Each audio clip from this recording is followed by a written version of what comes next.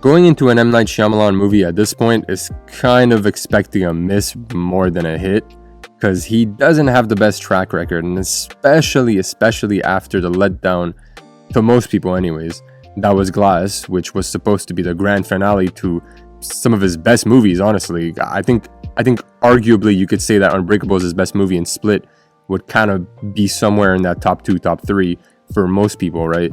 So when he kind of dropped the ball with Glass, I thought Glass was okay, but I'm just talking about general perception. When he kind of dropped the ball with Glass, I think people just, that kind of soured people's like perception of him, because they probably weren't too high on him at that point. And when he drops Old as a follow-up to Glass, not in the sense that it's in the same universe, obviously, or maybe it is.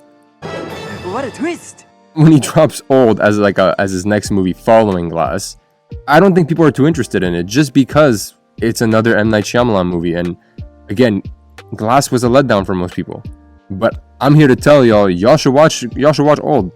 It's actually a very enjoyable movie. It's actually, like, the concept, to me anyways, is super interesting. Ever since I saw the trailer, I was interested in it because it's a very trippy concept. And when you see it actually like in use in the movie, it does a lot of interesting fucked up things with it. Like, the trailer is one thing. You see the concept, you understand what's going on, you understand what the movie's going to be about. That's fine. When you actually watch the movie, there's a lot of trademark twists that Shyamalan likes to put in every single one of his movies. That's kind of like his trademark thing, right? The twists in the movies. That's fine. Usually those twists are at the end, right? In this movie, they're kind of all over the fucking place. Every like 10 to 15 minutes, there's a twist. And maybe I feel like that's what I like, because he just goes crazy on this movie. There's no limit to the amount of twists. There's no limit to the amount of crazy that he puts on the screen. It's so many fucked up things one after another, and it makes for like such a crazy viewing experience, because you don't know what's gonna happen next. Like, you know what's gonna happen next because it follows a natural progression just based on like the rules set within the movie. But he does so much more with it than just let it happen. He adds so many fucked up elements to it that are like like I said, 10 to 15 minutes, you're like, yo, what the fuck is going on? And you're like not understanding. And it makes for such like a just cool viewing experience. I think this movie is best enjoyed when you just go into it and you just forget about your perceptions of Shyamalan. You don't go into it saying, oh my god, here we go.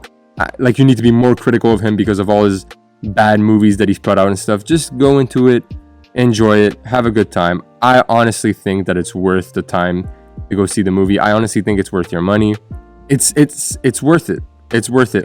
It's kind of fucked up that I literally have to make a video asking people to go see this movie, or telling people that they should go see this movie despite who the director is, because there's just like a sour taste left in people's mouths because of the movies that he's put out recently. But honestly, it's worth seeing. It really is. It's enjoyable in so many aspects, and I can't say that enough. I guess the only aspect that I'd say was maybe subpar at some points was the acting, but it didn't take away from the movie to the point where it made it bad. It was just like some scenes, the acting was noticeably meh. They do have the actor from Hereditary, the son there. I forgot his name, but he obviously does his thing for the portion of the movie that he's in. No spoilers, but for the portion of the movie that he's in, he actually really does his thing. And he's about as good as he was in Hereditary, so that helps a lot. Other than some parts of the acting, honestly, this movie is very good.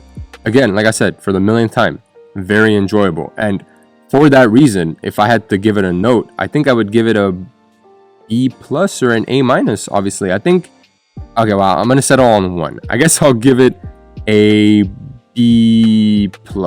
I don't think it's like the best movie ever, not even close, obviously.